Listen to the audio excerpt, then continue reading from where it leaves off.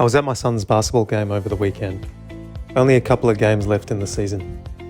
So they're sitting at the top of the ladder with 9 wins and 1 loss. On paper, the odds were in their favour. The game began, both teams started matching each other on scoring. Very quickly, we took the lead, and by the end of the half time, we were up by a decent margin. Third quarter, things started to change. The opponents seemed to be playing better as a team and finished the quarter ahead by a few shots. Then came the fourth and final quarter. The opponents scored, then again and again in quick succession. It felt like they had the Midas touch. Suddenly, they were miles ahead. Finally, the game time buzzer went off. The hall was filled with cheers on the far side, looking up at the scoreboard for the final time, 67-52. The opposition finished 15 points ahead. No one in my son's team expected that result. You could feel that disappointment in their faces, body language, and energy. Failure is a natural part of life. It's something that happens to us all. And it's something that we can learn from. Failure is an opportunity to grow and become better. One of the most important things that failure teaches us is resilience. When we fail, it's easy to give up and not try again. If you want something bad enough, you'll find a way. If we can learn to pick ourselves up and keep going after we fail, the likelihood of reaching that goal is so much greater. One of my favorite examples of resilience is JK Rowling, author of the Harry Potter series. In the early 90s, she had it tough. Divorced, jobless, a single mother of an infant, and went through severe bouts of depression. Rowling was rejected time after time by each publisher she saw, when finally the 13 publishers she met finally agreed to publish her book. If she had given up after the first few rejections, we would never have had the privilege to experience the wizarding world of Harry Potter. Failure teaches us how to learn from our mistakes. When we fail, it's an opportunity to figure out what went wrong and how we can do better next time. This is why it's important to reflect on our failures and to try and understand what we can learn from them. Michael Jordan is a great example of someone who has learned from his failures. Most of us wouldn't know this, but MJ was cut from his high school basketball team. Imagine if he gave up after that. He continued to practice and improve his skills, and eventually, not only did he make the NBA, but went on to be the Rookie of the Year, 5-time NBA MVP, 6-time NBA champion, 6-time NBA Finals MVP, 10 times All-NBA First Team, 9 times NBA All-Defensive First Team, Defensive Player of the Year, 14-time NBA All-Star, 3-time NBA All-Star MVP, and the list goes on. In the words of the legend himself, "I've failed over and over again, and that is why I succeed." Failure can also help us to grow as individuals.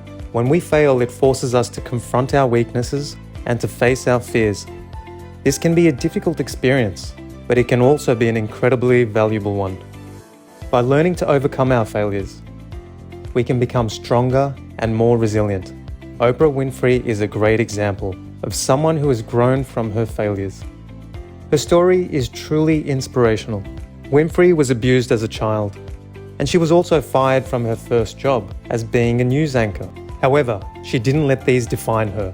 She continued to pursue her dreams and eventually became, arguably, one of the most successful talk show hosts and media moguls in the world. Failure can lead us to come up with new and innovative solutions to problems. When we're faced with a challenge and can't seem to find a solution, failure can force us to think outside that box. This can lead us to come up with new and creative ideas that we might not have thought of otherwise. Albert Einstein is a great example of someone who has used failure to develop his creativity.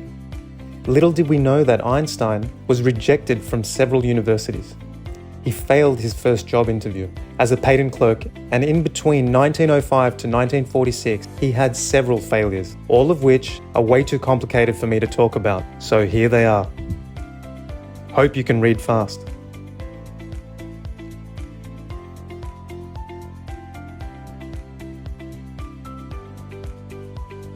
He used these failures to innovate and look for new solutions. Anyone who has never made a mistake has never tried anything new. Finally, failure teaches us gratitude, to appreciate success. That success when we finally achieve our goals after failing. It feels that much more rewarding.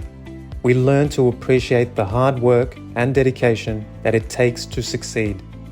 And we become more grateful for our accomplishments.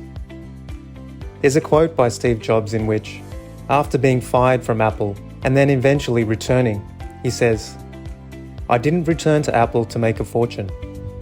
I've been very lucky in my life, and already have one.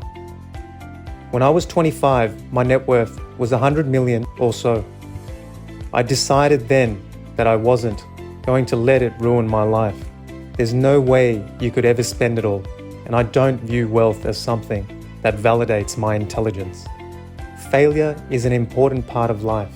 It can teach us resilience, help us to learn from our mistakes, help us to grow as people, develop our creativity, and appreciate success even more.